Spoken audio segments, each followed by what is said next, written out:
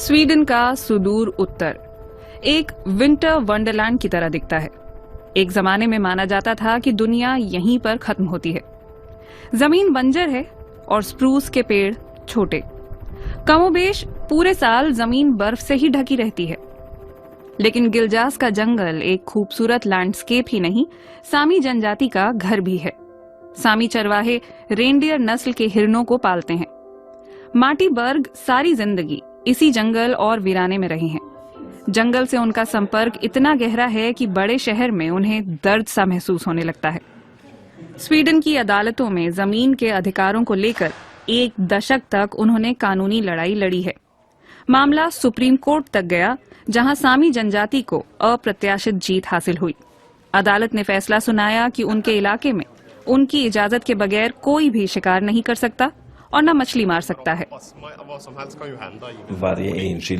हर किसी को खुश होना चाहिए। अदालती फैसला सबूत था कि एक आम इंसान भी राज्य के खिलाफ खड़ा हो सकता है। लेकिन हर कोई खुश नहीं था। 2020 के अदालती फैसले के बाद से माटी बर्ग को गुस्साए शिकारियों के फोन आने लगे। उन्हें भी लगता है कि उनके अधिकारों का हनन हुआ है।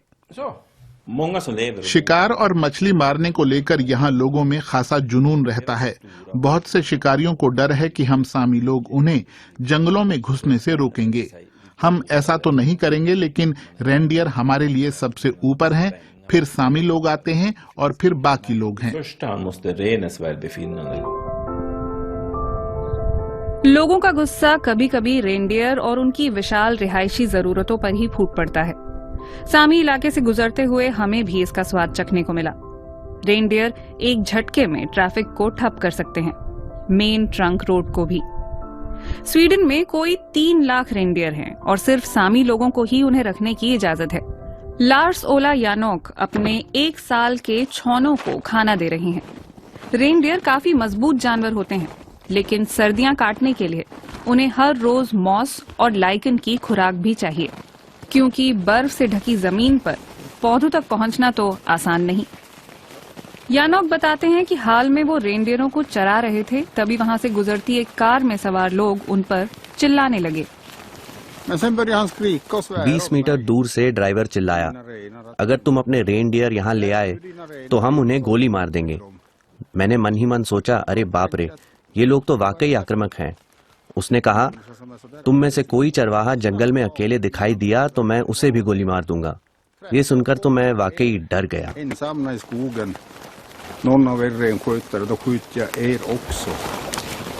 यहाँ तस्करी कोई अनोखी बात नहीं। चरवाहों को कुछ मुआवजा मिल जाता है, लेकिन उत्पीड़न नहीं रुकता। हम लोग नस्लवाद के आदी हो चुके हैं। मेरे पिता को खूब गालियां दी जाती थीं, खासकर किरुना और यालीवेर की बड़ी खदानों के पास। लेकिन अदालती आदेश के बाद से तो हमसे और नफरत की जाने लगी है।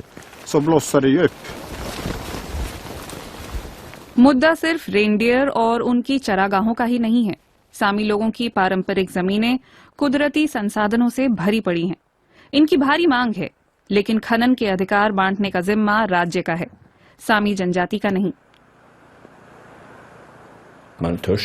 खनिज, जंगल, हवा और पानी और लकड़ी भी, सब कुछ तो यहाँ मौजूद है।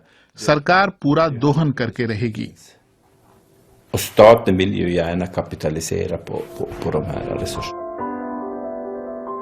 माटी बर्ग के घर से कुछ ही दूर पवन चक्कियां भी हैं। वो इन्हें सरदर्द बताते हैं, कुदरत के चैन को भंग करती एक औद्योगिक घुसपैठ। रेनडियर बेचारे भी इससे नर्वस हो जाते हैं।